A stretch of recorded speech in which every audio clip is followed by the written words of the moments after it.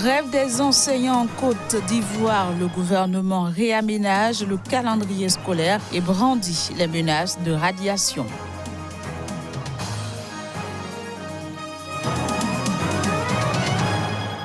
Descente du Premier ministre camerounais dans les régions anglophones. Le but est de trouver une éventuelle issue à la crise.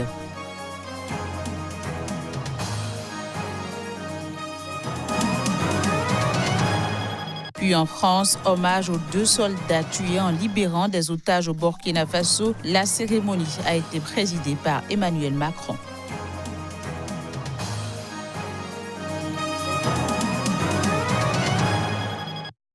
Voilà, c'était là les titres de cette édition. Bienvenue à toutes et à tous sur Sika TV. Je l'annonçais en titre, en Côte d'Ivoire, le ministère de l'Éducation a annoncé hier lundi que le calendrier de l'année scolaire sera réaménagé en raison de la grève des enseignants qui a privé les élèves de cours. La ministre de tutelle de ce département a par ailleurs menacé de radiation des professeurs qui poursuivraient le mouvement de grève. Reportage. Le bras de fer entre enseignants et gouvernement ivoirien se poursuit. En raison des grèves incessantes des enseignants qui privaient les élèves de cours, le calendrier de l'année scolaire en cours sera réaménagé. L'année scolaire sera donc découpée en 2 semestres au lieu de 3 trimestres.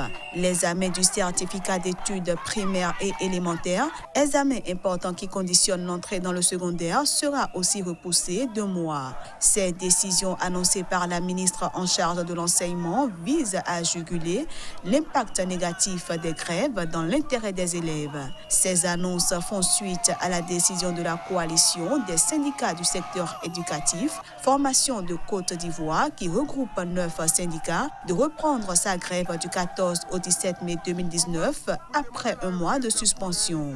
Les grévistes réclament le versement de primes, une forte augmentation des indemnités de logement, la suppression des postes d'instituteurs adjoints dont ils jugent le niveau trop bas et la suppression des cours le mercredi.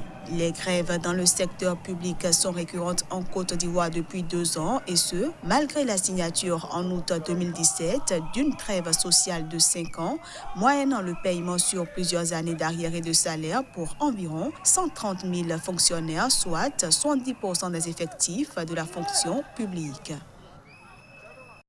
Au Soudan, 5 manifestants et un militaire ont été tués dans la nuit de lundi à mardi à Khartoum aux abords du sit-in. L'incident, disais-je, est intervenu quelques heures après une percée dans les pourparlers entre les représentants de la contestation et les généraux au pouvoir sur la transition politique. Quelques heures après l'annonce d'un accord entre les représentants de la contestation populaire et les généraux au pouvoir sur des structures de transition pour gouverner le Soudan, 6 personnes, à savoir un militaire et 5 manifestants, ont été tués ce lundi soir à Khartoum. Selon le conseil militaire et des sources médicales, ils ont été tués lorsque des inconnus ont ouvert le feu après avoir tenté de rejoindre le sit-in permanent organisé par les contestataires devant le QG de l'armée à Khartoum. Ces derniers cherchaient à faire dérailler le processus politique.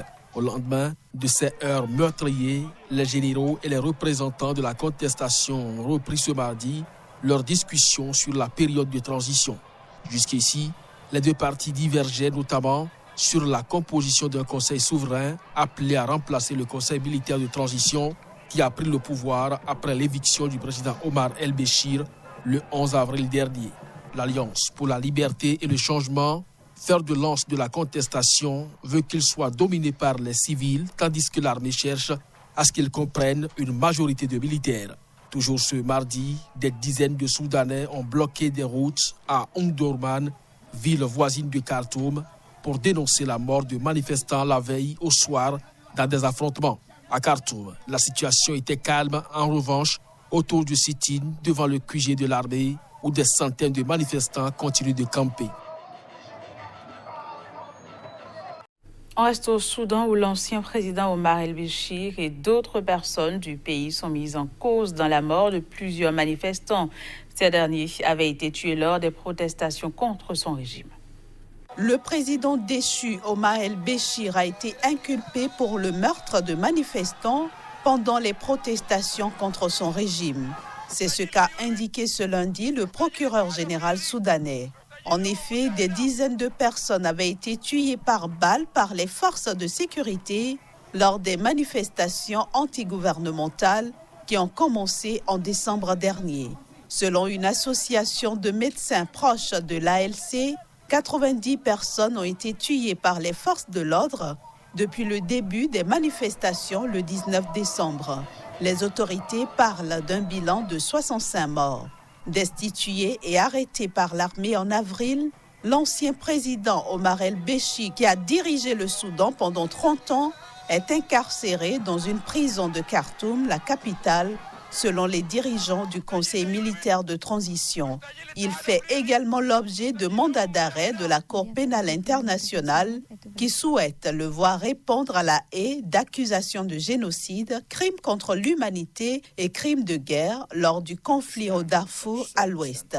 Fin avril, le Conseil militaire de transition avait indiqué refuser un transfert vers la haie, laissant cette éventuelle décision à un futur gouvernement civil.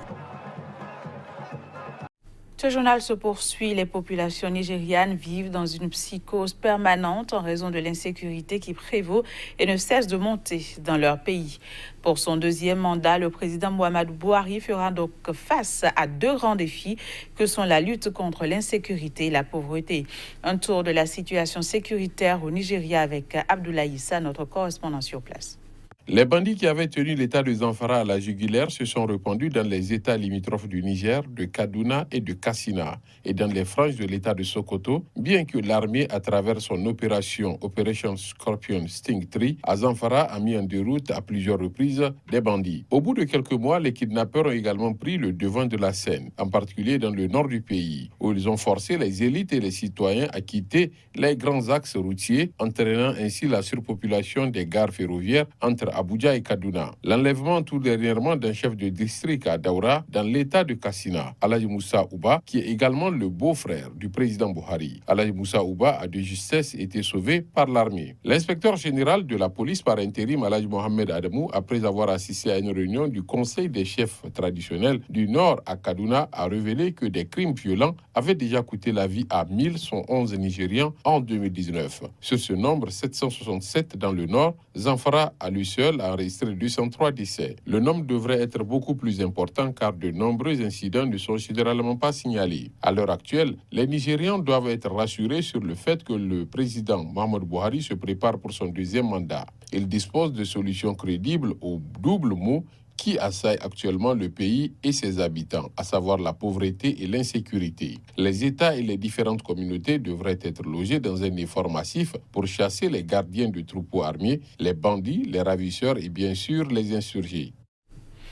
Le chef du gouvernement et premier ministre camerounais effectue une descente à Bamenda, dans le nord-ouest du Cameroun.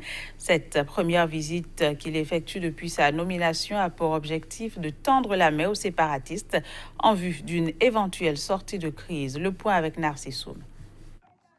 Le Premier ministre du Cameroun, Joseph Diong-Goutte, est en tournée depuis jeudi dernier dans les régions anglophones. Première étape à Bamenda, chef-lieu de la région du Nord-Ouest, l'une des deux régions anglophones, théâtre depuis plus d'un an d'un violent conflit armé entre séparatistes et soldats. Vêtu d'un tissu traditionnel de la région du Nord-Ouest et tenant dans la main droite un arbre de la paix. Le Premier ministre dit être venu pour rencontrer et discuter avec la population. L'objectif est d'apporter le message d'espoir et le message de paix du président Paul Biya à la population de la région du Nord-Ouest. Il a été accueilli par une foule qui a exprimé le souhait de voir la paix revenir dans la région. Tous ces gars en brousse sont des frères et sœurs. Nous ne voulons plus de sang ici. Nous sommes fatigués. Joseph Diong-Goutte a eu à échanger en pidgin, en français et en anglais. Il est allé dans les marchés et sillonner les quartiers. Le président Paul Biya demande que nous dialoguons. Si c'est la conférence, nous parlerons de tout. Seulement, le Cameroun reste un et indivisible. Le Premier ministre qui a achevé ce dimanche 4 jours de visite dans le Nord-Ouest entame dans les prochaines heures les mêmes pourparlers dans le Sud-Ouest, une autre région en proie des sécessionnistes. Pour rappel, le conflit qui oppose l'armée aux séparatistes anglophones depuis près d'un an a déjà causé plus de 530 000 déplacés internes, alors que 32 000 autres se sont réfugiés au Nigeria, selon l'ONU. La libre circulation en zone CEMAC a fait l'objet d'une concertation à Douala. La capitale économique du Cameroun a abrité les travaux de la réunion ad hoc des ministres en charge de la sécurité et de l'immigration de la communauté économique et monétaire de l'Afrique centrale dans le cadre du projet de la libre circulation. Reportage.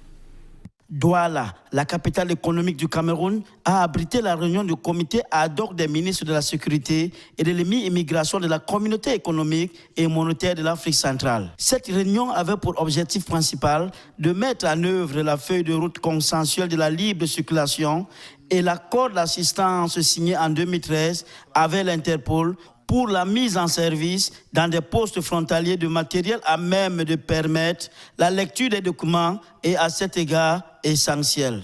Pour le délégué général à la Sûreté nationale du Cameroun. Et je crois qu'après notre réunion, il y aura, n'est-ce pas, une descente sur le terrain, n'est-ce pas, des responsables d'Interpol et puis de la CEMAC et de nos pays respectifs pour voir au niveau de chaque province quels sont les postes, n'est-ce pas, à localiser et à sécuriser. Sur la problématique du passeport biométrique CEMAC sécurisé, le représentant du commissaire en charge de la CEMAC répond. Nous espérons très sincèrement que, avant la fin de l'année 2019, nous aurions réglé entièrement dans tout l'espace ce problème. Et je ne vois pas qu'on puisse dépasser le cap de cette année 2019.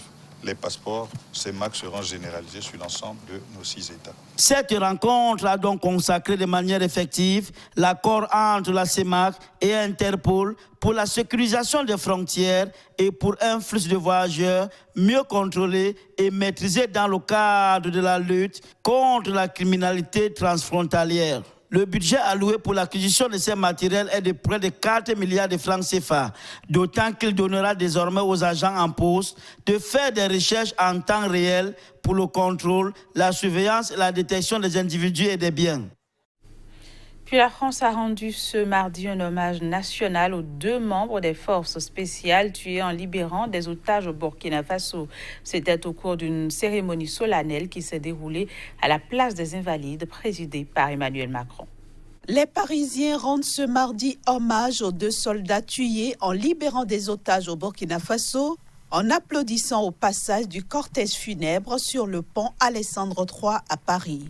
Les cercueils des commandos marines Cédric de Pierrepont, 33 ans, et Alain Bertoncelot, 28 ans, sont conduits aux Invalides où une cérémonie va être présidée par le président français Emmanuel Macron en présence des familles, suivie de la sonnerie aux morts et de la Marseillaise. Il va décorer les défunts de la Légion d'honneur à titre posthume.